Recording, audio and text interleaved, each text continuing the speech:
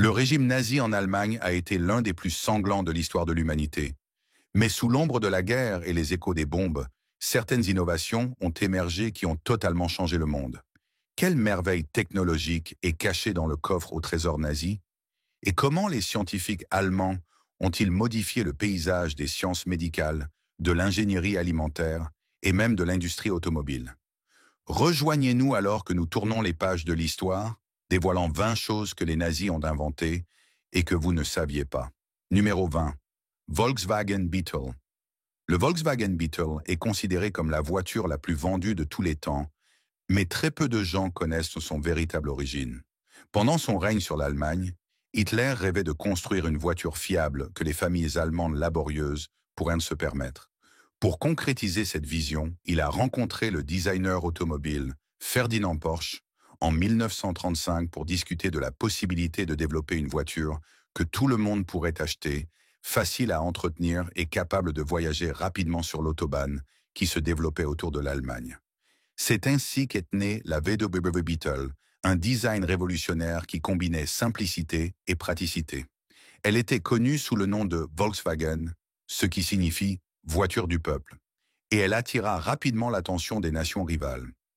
Cette voiture à moteur arrière et refroidi à air deviendra plus tard un symbole de paix et d'amour au début de la culture hippie américaine, s'éloignant de ses racines troubles.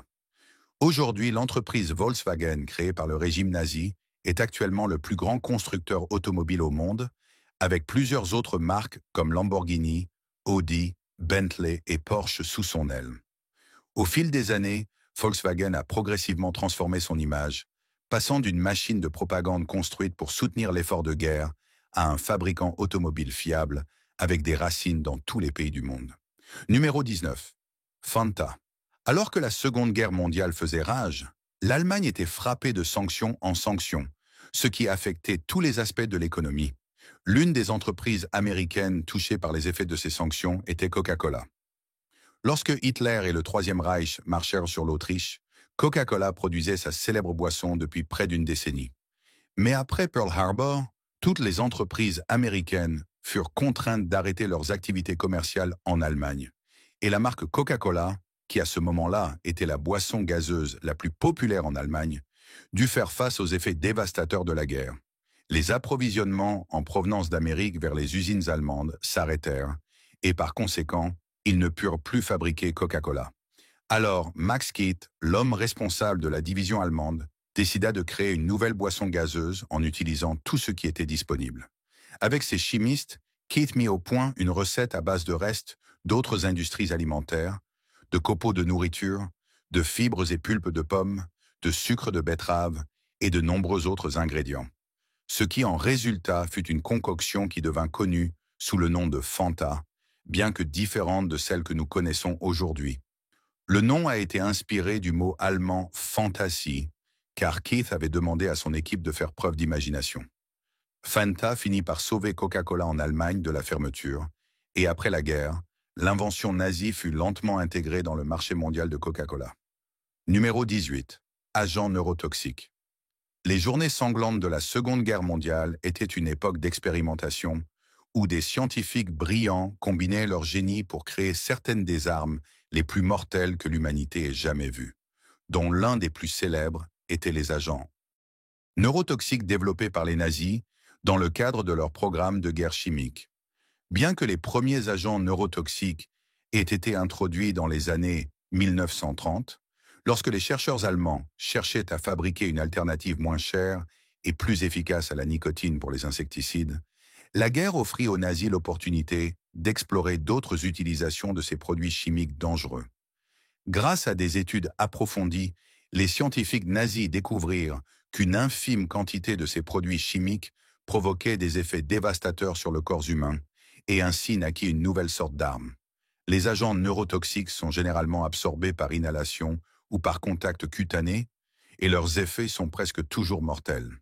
Les symptômes de l'intoxication chimique apparaissent généralement immédiatement. Sensation de compression thoracique, difficulté à respirer et en fin de compte, asphyxie menant à une mort certaine. Les plus connus étaient le Taben et le Sarin, qui furent remis aux forces armées nazies connu sous le nom de Wehrmacht. Des usines furent rapidement mises en place pour fabriquer ces armes mortelles. Mais heureusement, la guerre se termina avant qu'elles ne deviennent opérationnelles. Certains disent donc que les nazis n'ont pas utilisé les armes chimiques par crainte de représailles, d'autres affirment que les armes n'étaient pas encore prêtes.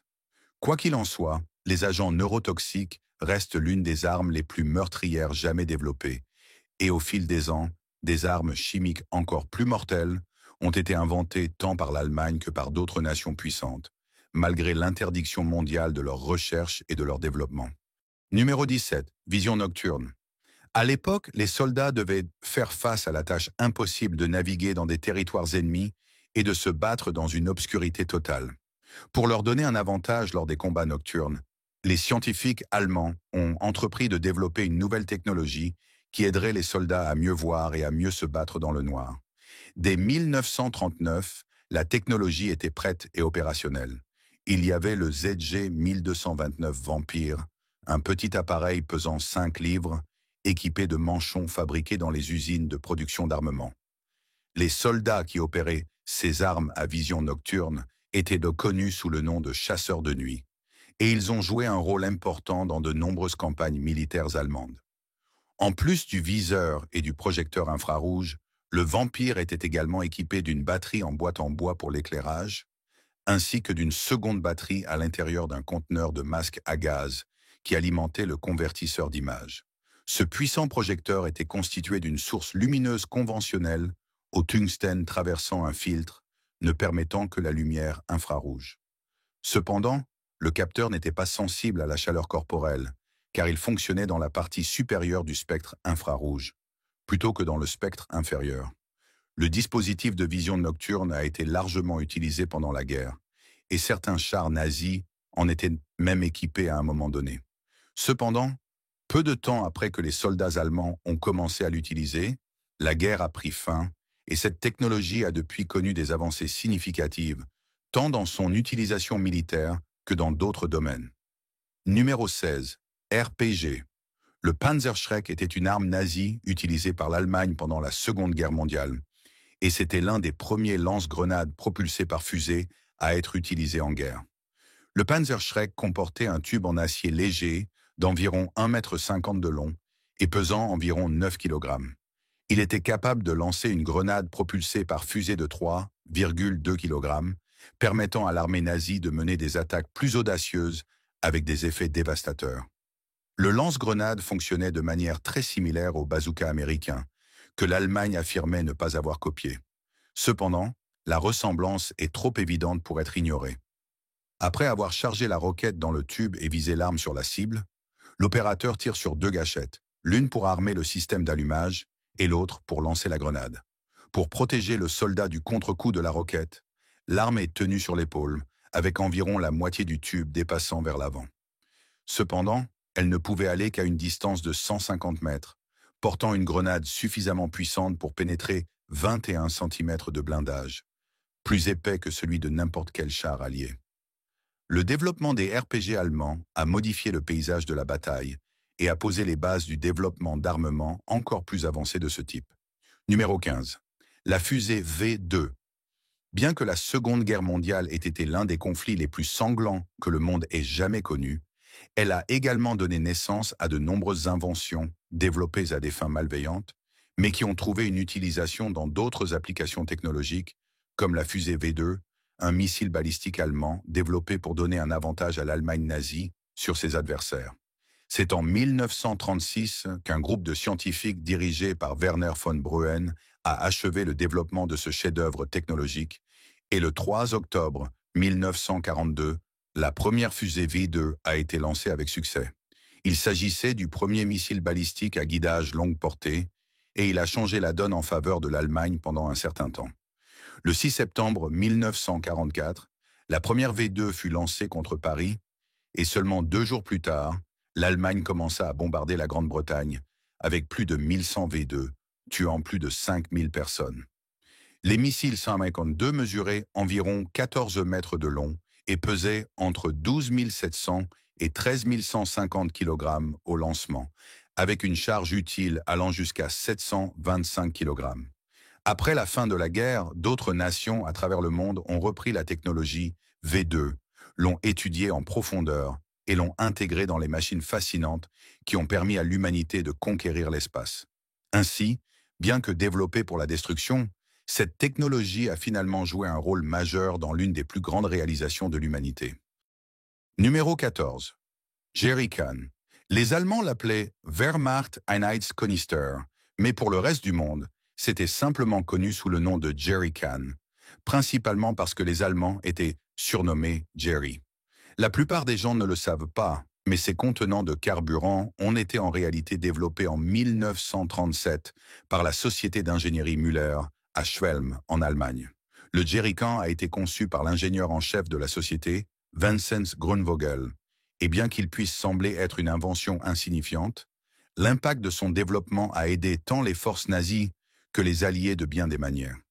Il a facilité le transport du carburant, essentiel pour les machines de guerre nazies, les tanks et autres véhicules, ainsi que pour d'autres usages. Le jerrycan différait de ses prédécesseurs car il ne nécessitait pas l'utilisation d'un entonnoir ou d'autres outils.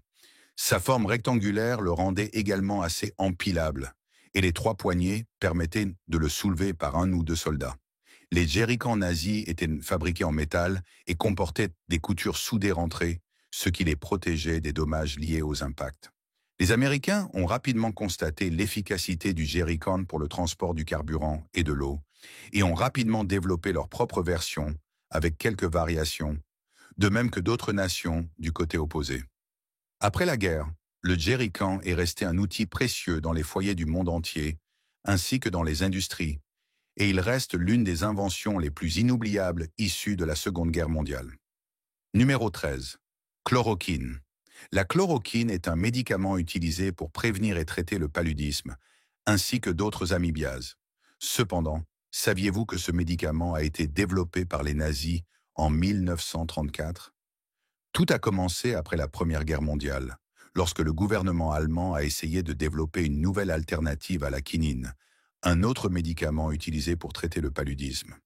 Il a été découvert par un homme nommé Hans Andersag et ses collègues au laboratoire de Bayer, et ils l'ont nommé Rizoshin.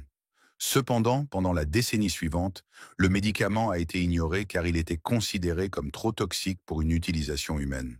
Cela allait finalement changer lorsque les sombres jours de la Seconde Guerre mondiale sont arrivés, incitant le gouvernement allemand à explorer son utilisation pour traiter ses soldats du corps d'armée africain, qui souffraient énormément des effets de l'épidémie de paludisme. Un analogue de la chloroquine connu sous le nom de Santochine a été développé à cette fin. Et après que les forces alliées ont pris Tunis, le Santochine est tombé entre les mains des forces américaines qui l'ont ramené aux États-Unis pour de nouveaux tests. Après avoir confirmé ses propriétés antipaludiques significatives, le gouvernement américain a introduit la chloroquine dans la pratique clinique en 1947 et depuis, elle reste l'un des médicaments majeurs utilisés pour le traitement prophylactique du paludisme jusqu'à aujourd'hui. Numéro Wolf. Landkreuzer, P. 1000 Saviez-vous que les Allemands ont essayé de construire un char massif qui faisait 5 fois la taille d'un char ordinaire pendant la Seconde Guerre mondiale? Il s'agit du Landkreuzer P-1000, un concept qui a défié les limites de l'imagination. Le char massif a été proposé en juin 1942 par Edward Groth, le directeur de Krupp. Il devait peser environ 1000 tonnes, surpassant le Panzer 8 Mo, le char le plus lourd jamais construit à l'époque. Adolf Hitler lui-même a pris connaissance du projet, ce qui a suscité son intérêt. Cependant, il a été finalement annulé début 1943 par le ministre de l'Armement, Albert Speer.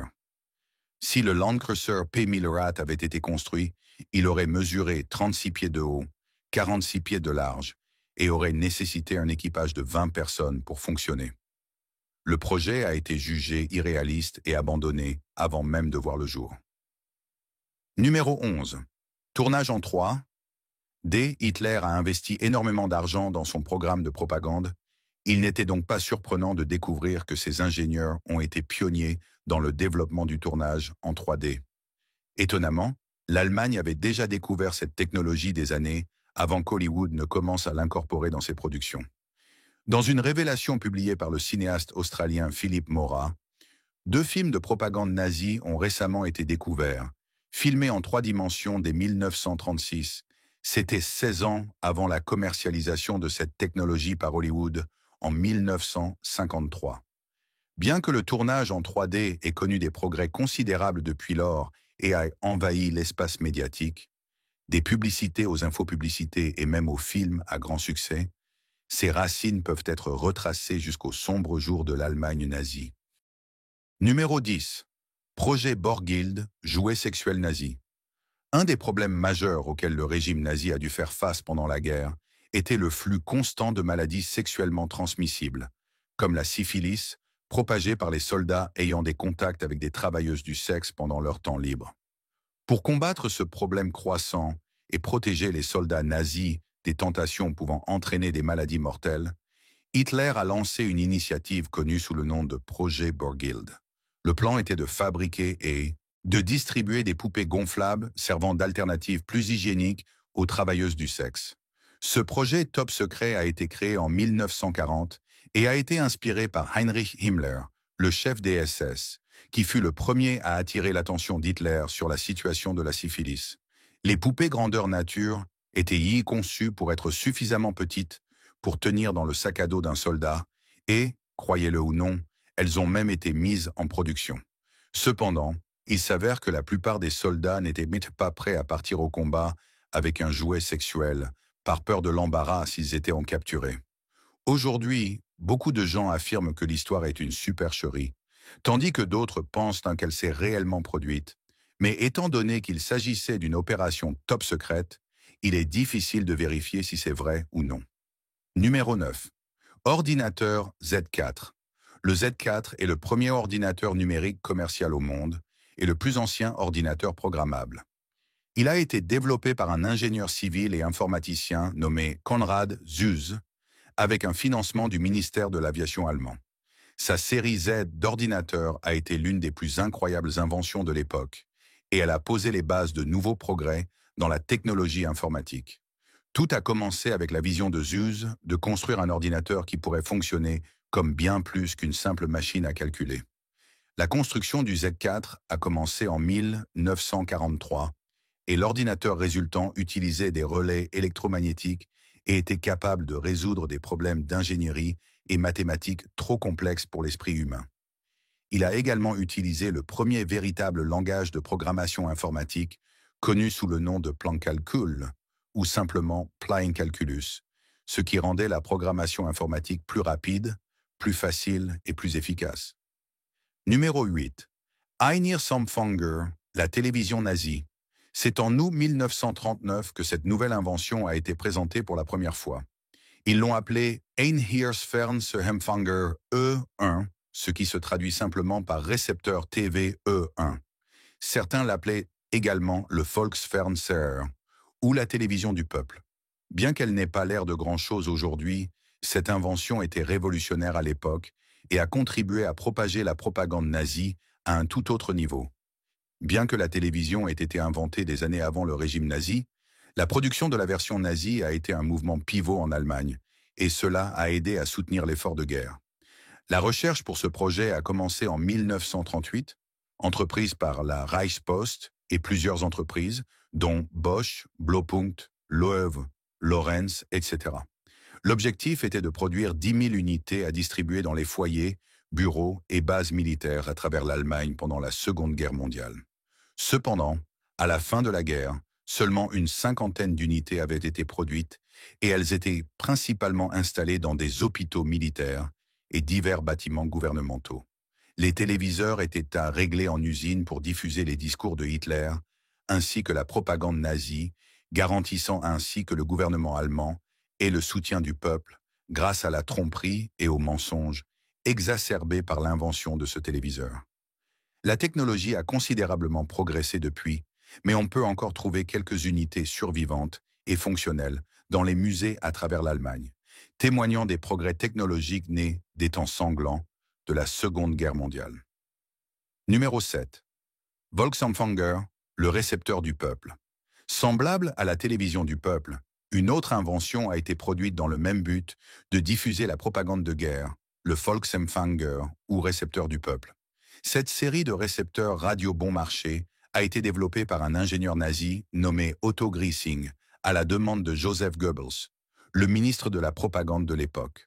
Le but était de rendre la technologie de réception radio accessible à tous les foyers en Allemagne, afin que le message de haine et de bellicisme puisse être diffusé plus rapidement et plus efficacement.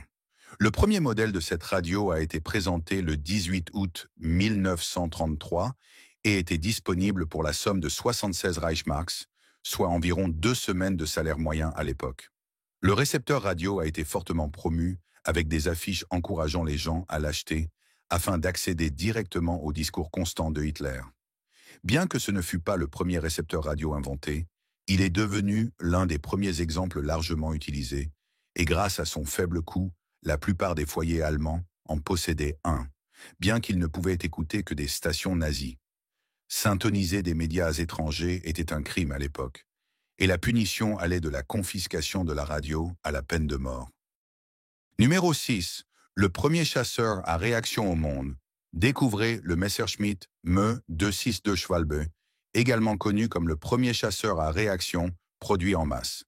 Le développement de cette conception révolutionnaire remonte à Adolf Hitler lui-même et à son désir de créer une arme merveilleuse capable de bombarder les Alliés. La phase de conception a commencé en avril 1939, avant que le premier tir de la Seconde Guerre mondiale ne soit tiré.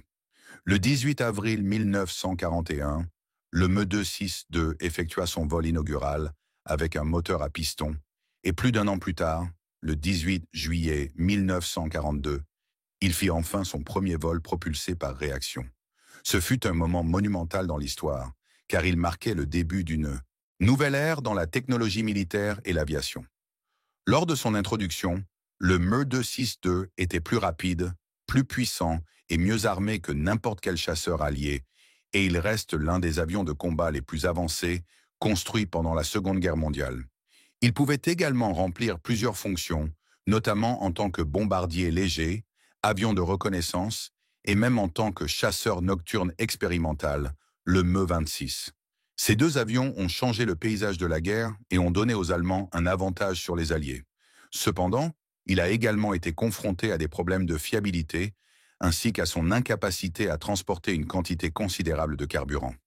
Au fil des années, les chasseurs à réaction sont devenus plus avancés que vous ne pouvez l'imaginer, avec des capacités qui feront pâlir le Me 262. Cependant, son héritage reste gravé dans les annales de l'histoire, et de nombreux chasseurs à réaction fascinants d'aujourd'hui trouvent leur inspiration dans cette machine de guerre nazie.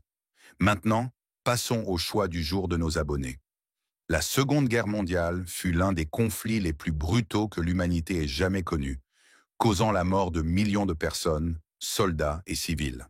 Cependant, ce chapitre de l'histoire humaine a également vu des avancées importantes, comme la création d'une nouvelle recette que nous connaissons tous sous le nom de Fanta. Comme beaucoup de produits développés pendant la Seconde Guerre mondiale, Fanta est né par nécessité. Et même si de nombreuses années se sont écoulées depuis et que c'est devenu l'une des marques de soda les plus populaires au monde, son histoire reste liée au régime brutal d'Adolf Hitler. C'est un témoignage de la manière dont quelque chose de bon peut naître de quelque chose d'horrible. Laquelle de ces inventions vous a le plus choqué? Faites-le nous savoir dans les commentaires ci-dessous. Revenons maintenant à la vidéo. Numéro 5. La tige intramédulaire. En plus de la technologie militaire et des machines de propagande, les nazis se sont également aventurés dans le domaine de la science médicale, pionnant de nouvelles avancées et introduisant de nouvelles procédures médicales. Un bon exemple est la tige intramédulaire, également connue sous le nom de clou intramédulaire, développée en 1939 par un scientifique allemand nommé Gerhard Kunscher. Pendant la Seconde Guerre mondiale, de nombreux soldats ont souffert de fractures du fémur, et bien qu'il existât des procédures établies pour traiter ces types de blessures, elles n'étaient pas aussi efficaces que les nazis le souhaitaient. Après avoir été traités par traction ou plâtre, les soldats devaient souvent supporter de longues périodes d'inactivité, ce que l'armée ne pouvait pas gérer. Ainsi, des scientifiques allemands ont été chargés de développer un moyen d'aider les os cassés à guérir plus rapidement, afin que les soldats blessés puissent retourner à la guerre dès que possible. C'est dans ce contexte que la tige intramédulaire a été introduite, et cela a tout changé. Cette tige en titane ou en acier inoxydable était insérée dans le canal de l'os, soit à la hanche, soit au genou, puis vissée en place pour maintenir l'os fracturé dans la bonne position pendant le processus de guérison. Ainsi, les soldats pouvaient rapidement retourner à la guerre, parfois après seulement quelques semaines. Il n'est pas surprenant que l'utilisation des tiges intramédulaires se soit étendue au-delà de la Seconde Guerre mondiale et qu'elles restent aujourd'hui un outil relativement utile dans les soins médicaux. Numéro 4. Ortenho 229. En 1943, le chef de la Luftwaffe, Hermann Göring, a lancé un appel à tous les fabricants allemands pour développer des bombardiers légers avec ses exigences. Ils devaient être capables de transporter des bombes pesant plus de 2200 livres sur une distance de 620 miles à une vitesse de 620 miles par heure. À l'époque, seuls les moteurs à réaction pouvaient atteindre de telles vitesses, mais l'inconvénient était que ces moteurs consommaient beaucoup de carburant, ce qui représentait un grand défi. Les frères Orten ont finalement entrepris le projet, aboutissant au développement du Orten O 229, un avion de guerre furtif à moteur, à réaction bien en avance sur son temps. Cet avion à aile volante présentait un design aérodynamique qui lui permettait de s'introduire dans les territoires ennemis tout en évitant la détection par les radars. Cependant, le projet a échoué après la destruction du dernier prototype fonctionnel lors d'un crash le 18 février 1945. Bien qu'il n'ait jamais été produit en série, l'avion furtif nazi a ouvert la voie à d'autres avions furtifs avancés de ce type, et il reste l'un des concepts les plus avancés à émerger des âges sombres de la Seconde Guerre mondiale. Numéro 3. La machine Enigma. La machine Enigma était une autre invention incroyable développée par l'Allemagne pour transmettre les messages les plus secrets. La version originale de cette remarquable pièce d'ingénierie a été inventée par un ingénieur allemand nommé Arthur Scherbius à la fin de la Première Guerre mondiale.